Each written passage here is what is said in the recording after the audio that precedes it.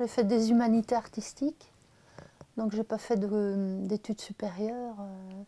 Et à la fin de mes études, j'ai fait de la pub pendant 3 ans. Et comme mon ami de l'époque voulait faire de la bande dessinée, et que moi j'adorais la bande dessinée aussi, j'en ai toujours lu, j'ai toujours dessiné. Édouard Aidance avait un studio. Mon ami est allé le démarcher, il lui a demandé s'il n'avait pas besoin de quelqu'un. Et effectivement, on a fait des essais tous les deux et on a été pris, quoi. On a été pris par Édouard Aidance. Et voilà, donc j'ai travaillé au studio Aidance 3 ans. Et là, entre-temps, j'ai rencontré Christian Lanquet et qui m'a fait un scénario. Et donc là, j'ai fait une longue histoire d'une 50aine de pages qui s'appelait François Silence et Louis Saint-Louis. Et durant cette histoire-là, donc elle n'était pas terminée encore, j'étais vers la moitié à peu près. On a présenté le même genre de personnage, mais avec des histoires complètes au journal Tintin. Et donc, on a été pris, on a été accepté. Donc, j'ai mené les deux de front. Donc, j'ai continué l'histoire pour Tremplin, qui s'appelait François Silence et Louis Saint-Louis, et Gilles Roux et Marie Meuse en histoire complète. Et là, on a commencé à faire de longues histoires avec la Molaire de Mindanao. Voilà, il y a eu 4 albums, dont 5 histoires, donc une histoire inédite qui n'est jamais parue en album. J'ai travaillé en tant qu'apprentie pendant 3 ans, et après, j'étais vraiment dans le milieu professionnel, quoi, en fait. Oui, on apprend vraiment la technique à fond, quoi. Et puis les réalités de la profession, quoi. En plus, j'ai rencontré Olivier Wozniak, mon mari, qui m'a fait rencontrer Denis Lapierre par la suite. Donc Olivier, lui, a démarré une série avec Denis Lapierre. Et Denis Lapierre avait un scénario dans ses tiroirs. En fait, moi, j'avais envie de science-fiction, de fantastique.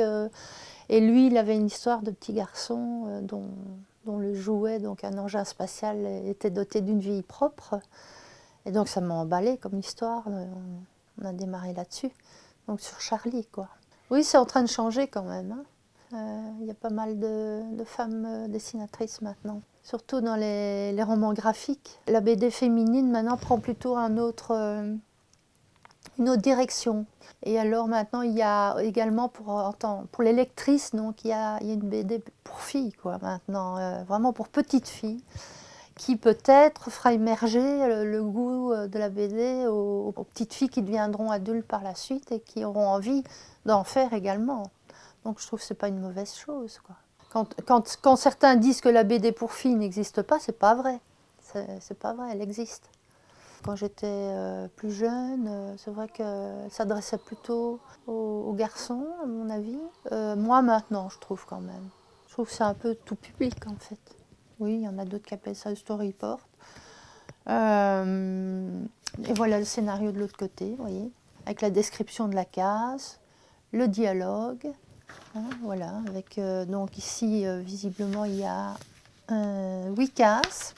Voilà, donc je divise d'abord ma page en 8 et ensuite je cadre selon la description. Alors je travaille sur le papier, donc c'est une technique très spéciale parce que je travaille sur du papier très fin comme ceci, les personnages aussi. Après je découpe tout et je colle tout sur ma feuille de Steinbach, donc c'est du papier Steinbach. Donc je colle tout, donc je peux les placer comme je veux. Je ne dois pas recommencer un dessin s'il est mal placé. Je peux même les agrandir ou les réduire à la photocopieuse. D'ailleurs, je vais vous montrer.